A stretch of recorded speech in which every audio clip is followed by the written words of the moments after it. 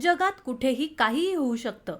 एखाद्या छोट्याशा मुद्द्यावरून रणकंदनही होऊ शकतं. याचाच प्रत्यय कर्नाटकच्या उत्तर कन्नड जिल्ह्यात आलाय. तिथे एक अजबच घटना घडली आहे. तिथे एक इसम त्याच्या पत्नीला शॉपिंगसाठी घेऊन आला.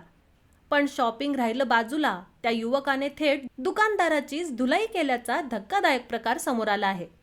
त्या दुकानदाराची चूक फक्त एवढीच होती की तो त्या तरुणाच्या बायकोला तिच्या आवडीची एकही साडी दाखवू शकला नाही.